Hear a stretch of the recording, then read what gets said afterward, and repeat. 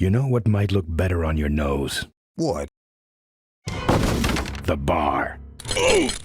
Following on from my nostalgic, if a little bit irritated look at the Space Quest series, I thought I would take a look at a genre which used to be a heavy hitter but is now just merely a footnote in history. The point-and-click adventure. Point-and-click adventure games have existed as far back as 1984 in Silicon Beach Software's Enhanced Sectors, but now you'll be aware by now, I always follow my timeline when it comes to gaming experiences, so my first knowledge of point-and-click adventures was oddly Manic Mansion on the NES. Manic Mansion on the NES caused a bit of a stink in my childhood gaming magazine Total, as it broke the sacred £40 limit on NES games at the time. Whilst it's a classic, you kind of understand their shock. I mean, in today's money, that would be £116.40 they would be charging for this game.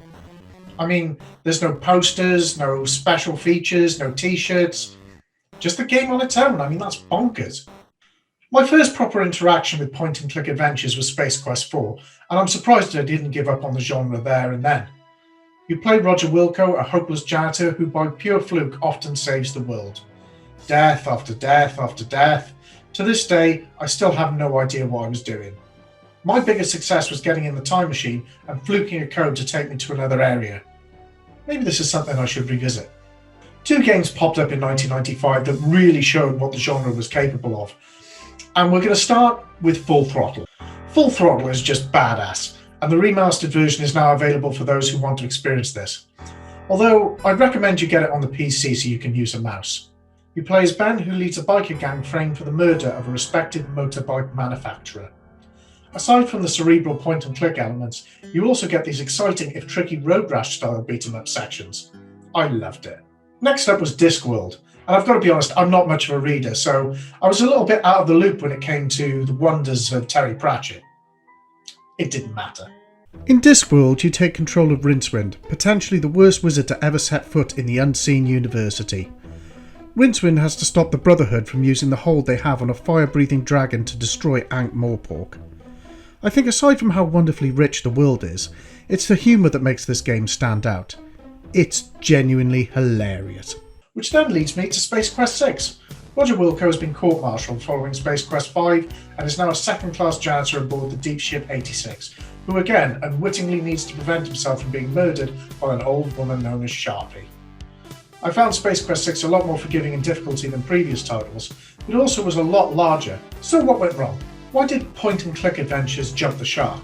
Well, in 1995, the sixth generation of gaming consoles released, including the PlayStation and N64, and we were seeing games the like of which we'd never seen before, and this moved the attention that had temporarily switched to the PC gaming due to the phenomenal success of Wolfenstein 3D and Doom, back to the home consoles, and the home consoles sadly just aren't really suited to point-and-click adventure games. The cost of having a PC running something like Ocarina of Time would have been ridiculous. There's a reason my attention shifted to the home consoles. So, is there any hope for point-and-click adventures in the future? Oddly, it doesn't appear like there is. I recently got Monkey Island 2 for free on the Xbox One, and again it just doesn't feel right. Also, the extreme difficulty of many of these games I think would make modern-day gamers struggle without a guide. If there was ever a time for the genre to reignite, you would have thought that the introduction of touchscreen mobile phones and tablets, which are far more suited to point-and-click adventures than consoles are, would have been the ideal time for them to gain popularity. But that hasn't really happened, and I think it may partially be down to the genre often relying on comedy, something that's very tricky to do in 2021 without causing offence and someone causing a ruckus. I'd like to see someone who has a real passion for this genre get their teeth stuck into it and create something that's really classic. And if there's something I've missed that you think I should play, let me know in the comment section below, and I'll see you again soon. Take care.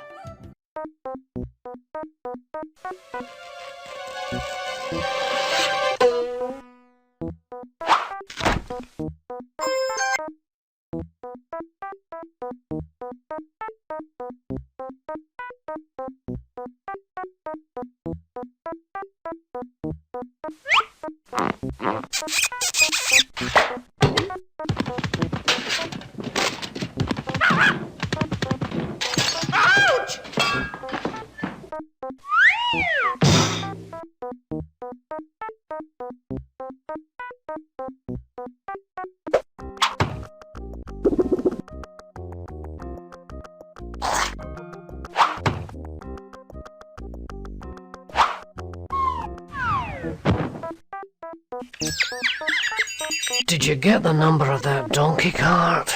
So S.